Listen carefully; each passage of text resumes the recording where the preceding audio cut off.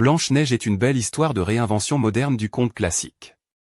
Dans ce film de 2025, nous voyons une jeune princesse nommée Blanche-Neige, née lors d'une tempête de neige à un roi et une reine bienveillants.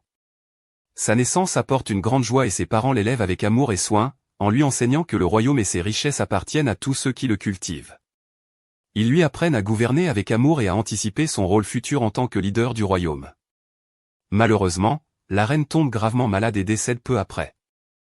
Le roi, désespéré, se remarie rapidement avec une belle femme qui s'avère être une enchanteresse vaniteuse et malveillante.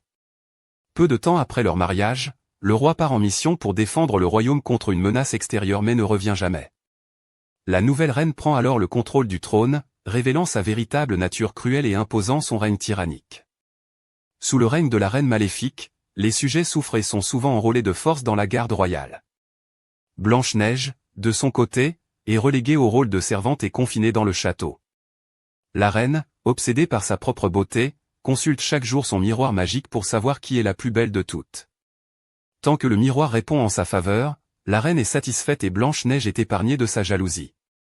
Un jour, Blanche-Neige rencontre Jonathan, le chef désabusé d'une bande de voleurs, en train de piller le garde-manger.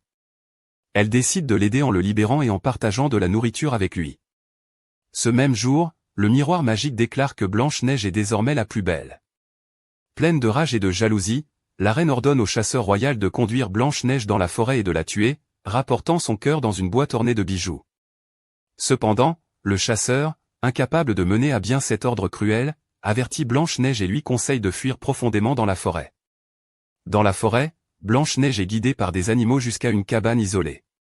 Épuisée, elle s'endort.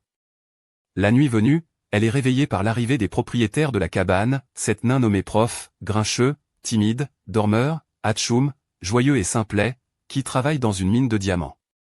Les nains prennent pitié de Blanche-Neige et acceptent de la laisser rester pour la nuit. Pendant ce temps, la reine découvre, grâce au miroir magique, que Blanche-Neige est toujours en vie. Furieuse, elle emprisonne le chasseur et lance une chasse à l'homme. Blanche-Neige et Jonathan se retrouvent dans la forêt et se battent ensemble contre les gardes royaux, aux côtés des voleurs. Ils réalisent leurs sentiments l'un pour l'autre avant que Jonathan ne parte à la recherche du roi, que Blanche-Neige croit encore en vie. Cependant, Jonathan est capturé par les gardes et emprisonné par la reine, qui devine alors l'endroit où se cache Blanche-Neige. La reine se retire dans ses chambres secrètes, se transforme en vieille marchande et crée une pomme empoisonnée pour plonger Blanche-Neige dans un sommeil éternel. Lorsque les nains partent travailler, la reine en quête de Blanche-Neige, trouve leur cabane et réussit à tromper la princesse en lui faisant croire qu'elle est une alliée de Jonathan. Blanche-Neige mange alors la pomme empoisonnée et tombe dans un sommeil profond. Avant de quitter la cabane, la reine révèle à Blanche-Neige qu'elle a tué son père.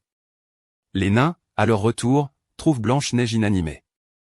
Jonathan, qui a réussi à s'échapper des cachots de la reine avec l'aide du chasseur, retrouve Blanche-Neige et, dévastée par le chagrin, l'embrasse.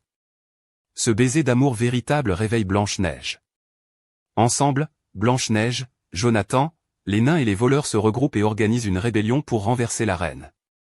Blanche-Neige confronte sa belle-mère dans le château, qui tente de la provoquer pour qu'elle la tue, lui plaçant un poignard de diamant dans les mains. Blanche-Neige refuse de la blesser et rappelle plutôt au peuple les souvenirs doux de l'ancienne époque sous le règne de ses parents. Émus par les souvenirs et par la bonté de la princesse, les gardes se retournent contre la reine et rejoignent les civils. La reine essaie alors d'attaquer Blanche-Neige mais est empêchée par les nains et les voleurs. Le miroir magique déclare finalement à la reine que Blanche-Neige restera à jamais plus belle qu'elle, car elle est juste et aimante. La reine, dans un accès de colère, tente de détruire le miroir, qui se révèle être la source de son pouvoir. En conséquence, la reine se transforme en verre et disparaît dans un vortex alors que le miroir se répare lui-même. Un grand festin est alors organisé pour couronner Blanche-Neige en tant que nouvelle reine. Elle promet de diriger le royaume avec justice et bienveillance, à l'image de ses parents. Les civils, les nains et même les anciens voleurs célèbrent la nouvelle ère de paix et de prospérité qui commence. Le royaume retrouve enfin la lumière et la magie qu'il avait abandonnée sous le règne tyrannique de la reine. L'histoire de Blanche-Neige explore profondément des thèmes de justice, de bonté et de résilience face à l'oppression. La transformation de la reine en verre symbolise la fragilité et l'éphémérité de la beauté superficielle et du pouvoir obtenu par la cruauté.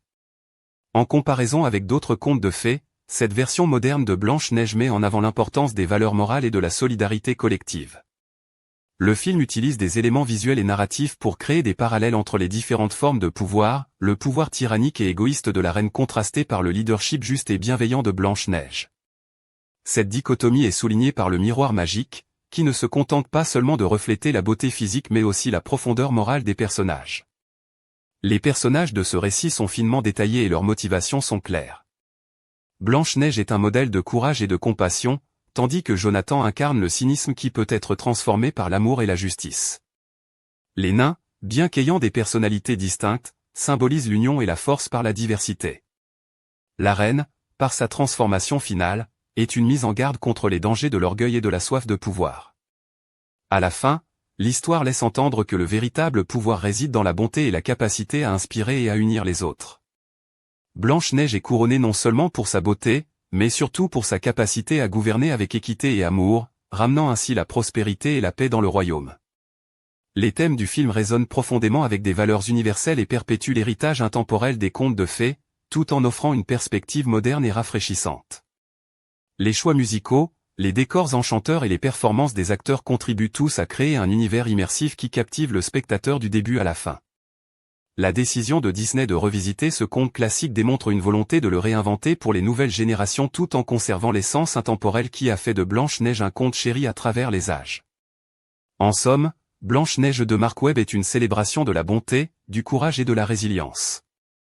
C'est un film qui rappelle que la véritable beauté et le véritable pouvoir résident dans la capacité à mener avec amour et justice. Il nous invite à croire en la possibilité d'un monde meilleur où la gentillesse triomphe toujours sur la cruauté.